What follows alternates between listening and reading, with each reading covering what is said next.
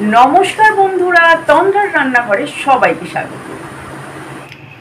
আজ শেয়ার করব সয়াবিন কষা। আশা করি এই রেসিপিটা তোমাদের ভালো লাগবে। তাহলে সয়াবিন কষা কিভাবে রান্না করব দেখে নেওয়া যাক আজকের এই ভিডিওতে। সয়াবিন কষার জন্য এখানে নিয়ে নিয়েছি সয়াবিন, ছোট ছোট সয়াবিন। এখন জল দিয়ে বয়েলড করে নেব। গরম জলে ভিজিয়ে রাখলেও এটা নরম হয়ে যায়। তোমরা মনে করলে গরম জলেও ভিজিয়ে রাখতে পারো। সয়াবিন কষার জন্য এখানে নিয়ে নিয়েছি 4টে পেঁয়াজ, 3টে টমেটো, আদা রসুনের পেস্ট আর 4টে কাঁচা লঙ্কা। এখন সবটাই ছোট ছোট করে কুচিয়ে নেব। পেঁয়াজ, টমেটো আর কাঁচা লঙ্কা। সয়াবিনটা বয়েলড হয়ে গেছে।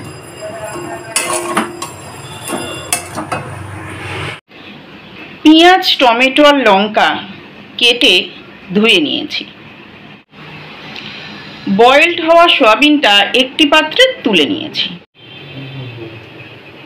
কড়াইতে দিয়ে দিয়েছি সরষের তেল। তেলটা গরম হয়ে গেছে।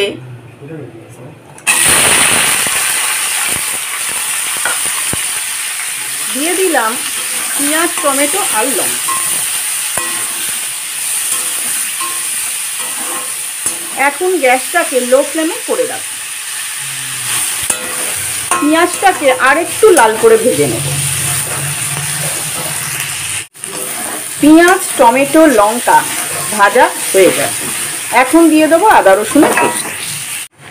দিয়ে দিয়েছি আদা রসুনের পেস্ট, স্বাদ মতো নুন, চিনি, হলুদ গুঁড়ো আর লঙ্কার গুঁড়ো। এখন কষিয়ে নেব। কষিয়ে নেওয়ার পর এখন সয়াবিনগুলোকে দিয়ে দেবো, বয়েল করা সয়াবিন। গ্যাসটাকে লো ফ্লেমেই রাখবো।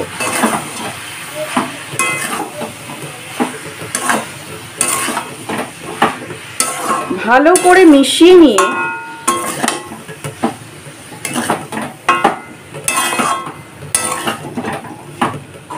মিনিট 5 জন্য থালা দিয়ে চাপা দিয়ে রাখবো।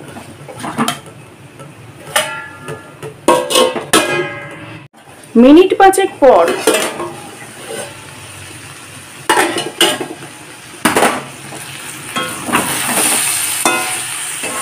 আরো একটু ভালো করে সয়াবিনটাকে কষিয়ে নিয়ে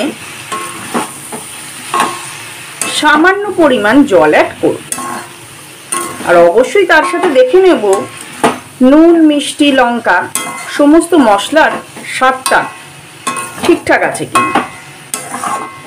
সয়াবিনে জল অ্যাড করার আগে দিয়ে দিয়েছি সামান্য পরিমাণ টমেটো সস।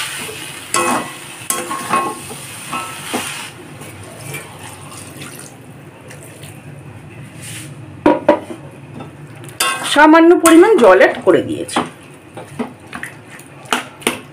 এখন ফুটে গেলেই গ্যাসটাকে অফ করে দেব।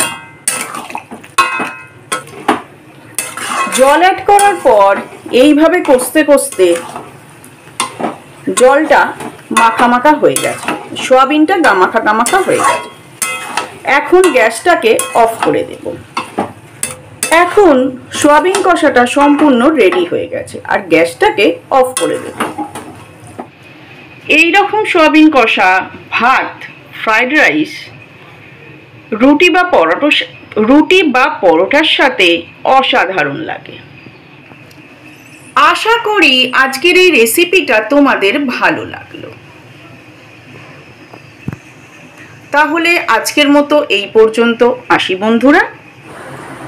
আবার আসবো নতুন কোনো রান্নার রেসিপি নিয়ে।